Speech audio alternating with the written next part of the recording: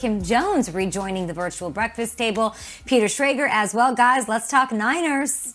Big in the news, big in the headlines all offseason long. It's time for the lead block. Lead block. Lead block!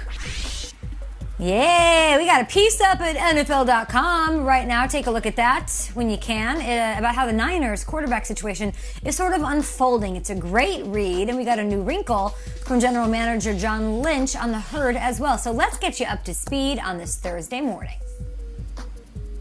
And I think from day one, we've been very upfront with Jimmy. And, you know, when I went to Jimmy, I told him the truth that, like, look, we have made a decision that we're going to pursue a quarterback this offseason. You know, Jimmy, when you've played, you've been tremendous, and the record speaks to that. You know, we feel like there's room for growth, and we think it's a good situation for you. Probably not the one you ultimately want to hear. I'm sure you want to be the long-term guy. You know what? And there's a flip side to that. He still could be, you know, because he's going to have a chance to compete and earn that job, and we're just going to let it play out. Okay, you can read everything that John Lynch had to say about Garoppolo and their third overall pick, Trey Lance, over at NFL.com in that piece right now. Now, listening to the GM, things could get interesting here, entertaining. A lot of lead blocks discussing the Niners quarterback situation to come in the future. Could the Niners, Sean, handling of this quarterback situation get a little tricky down the stretch?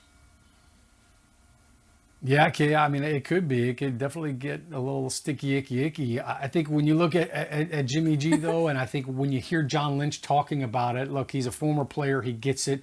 You know, transparency is key, and trust is key. Honesty is key. They have been honest with Jimmy G, and I think for him, that's all you can ask for. Look, he was with Tom Brady in New England where everything was cut and dry. You knew exactly what your role was and what they were expecting of you.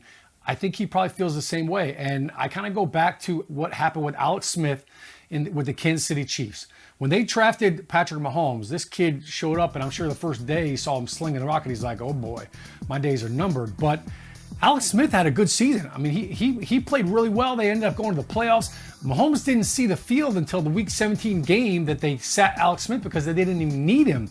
They didn't even need that game. They were already cemented with their seed in the playoffs. So I think that's Jimmy G's motivation. Look at what Aaron Rodgers did after they drafted a quarterback last year. He went on to have his best season, won a Super Bowl MVP. And I think for Jimmy Garoppolo, look at this long term. Like this year, if I ball out, I have a chance to maybe go on to another team and get a huge deal. Does anybody remember what Alex Smith got when they traded him to Washington?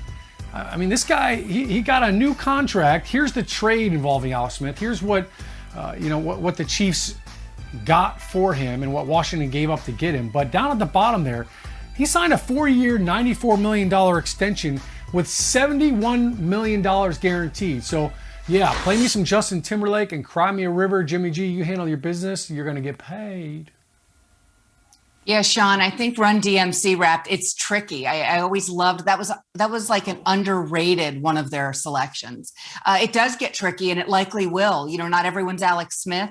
Not everyone's Eli Manning, the way he ended up handling Daniel Jones's first season there. So, you know, I do think that for Trey Lance, he has a marvelous opportunity, though, to learn. And from everything I've been told about Trey Lance, I was at his pro day, he is certainly smart enough to take that tutelage, to understand that he has a lot to learn at this next level, especially coming from North Dakota State. So I think that it can work. It's not that it can't work, but can it be tricky? Absolutely. And a lot of that to me has to do with how the veteran quarterback handles all of this. I think Trey Lance is going to be tremendous in this league. I left his pro day absolutely wowed. And I think it was simply too early, or I think we would have been talking about him more along the way in this process. But I think it's going to be very interesting for Jimmy G to see his, you know, when you start to see your own mortality, football or otherwise, It's a big moment for you. And with this draft selection, he's had to have seen that. There's crazy symmetry in history to this situation, and every one of these people involved in the decision making went through it personally. Let's go back to the Broncos of the mid-2000s, a team that went to the AFC Championship game with a 31-year-old Jake Plummer, who was in the prime of his career, was just slinging it. For Mike Shanahan, Kyle Shanahan's father, this was a team that was great. 2006, Jake Plummer starts the season as the quarterback. They're 7-4. They're cruising along. And Mike Shanahan says, I'm going to go to the rookie who I drafted 11th overall, Jay Cutler. I'm going to put him in the game. Cuddy comes in. Mm-hmm. They lose 3 to the final 5 games and go from a 7-4 team that was cruising to a team that missed the playoffs. Well, Mike Shanahan made that move, and you could say what you want. Probably wasn't the right one. Jake was dealing. Kyle Shanahan knew what was going on. He was in the coaching career at that point. He got it. Do you know who the safety on that team was? John Lynch. John Lynch was a player on that team. They've been through the tricky quarterback situation. They know how this goes. I would hope they learn from that experience where Jake Plummer went scorched earth on Mike Shanahan for years until they finally had a reconciliation around 2013. Jake Plummer retired from football. He was so burned and scarred from that situation that you take a team to the AFC Championship game and then they draft your successor, and then after 7-4 start, we're putting him in. I say all this because here we go. Like, Jimmy Garoppolo's 29 and this team is loaded. What if they're good? What if Jimmy's healthy? Mm-hmm. What if Jimmy's playing great? And I know that you could say, all right, well then Lance just sits for the whole season. All right, what do you do next season?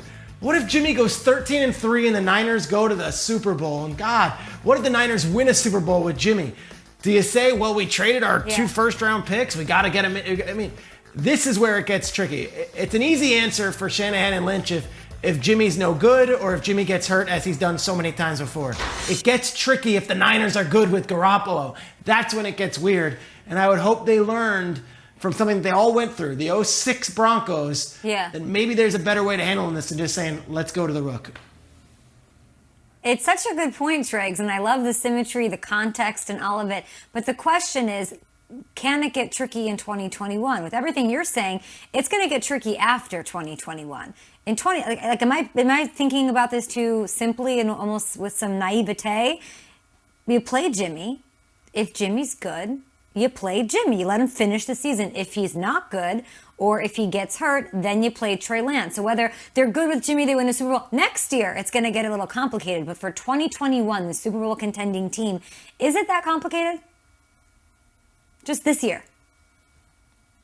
Yeah, it could be complicated if Jimmy's if they're 5-3, if they're 6, or if Jimmy Garoppolo says, I'm not going to be the good soldier. Maybe I'm not going to share the playbook with Trey Lance. Maybe I'm not going to be Alex Smith. Maybe I'm going to be out for myself. It can get tricky when you've got the first round pick and he's 20 years old and he's probably not ready to play right now. And the fans and the coaches have put their names all over that guy. Love it. At GMFB with your tweets, guys, we do have some interesting news. It is official. Tim Tebow has in fact signed, trying to revitalize his career in the NFL. Haven't seen him on the NFL field in quite some time, and he's trying to do it at the tight end position. That according to our very own Mike Garafolo. Sean O'Hara, any thoughts on this? Great. Go to work, Tim. I think, look for Tim, he's got an uphill battle. I love that he's embracing this challenge and he's saying, you know, I don't care what anybody says. I'm going to go out and do it. He did the same thing with baseball. My advice to him is you better get on that blocking sled, my man, because you were a quarterback. You never had to block anybody in your life. Now you're going to have to put your hand in the dirt. You're going to have to put your hands on somebody. So you better bow up, buddy. Yeah, guys, there's no other coach in this league that I think would even consider this other than Urban Meyer. Obviously, they have their ties from Florida. There we go. Great job, guys. You know, I guess it's Tim Tebow, but is it still Tim Tebow from way back when I saw him in the Jets locker room? He was a magnet for the media at his locker. This is going to be very interesting. And for a coach building a team and building his own NFL, franchise to some degree, I find this really interesting, and how teammates react to it or don't react to it will also be something I'll watch closely. He signed his contract, but guess what? He'll be on the field today. So the circus has begun. Like, everyone's got to book their flights to Jacksonville and cover this thing. And I think it'll be handled that way. It's a fascinating thing. I don't have as much venom, or this doesn't really get me as worked up as it does a lot of other people. 90 people are invited to camp, the 90-person roster spot.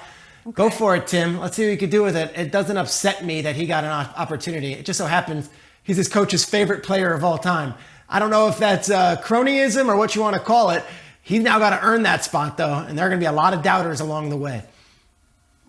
And Jacksonville officially kicks off their OTA workouts on Monday. Lots of people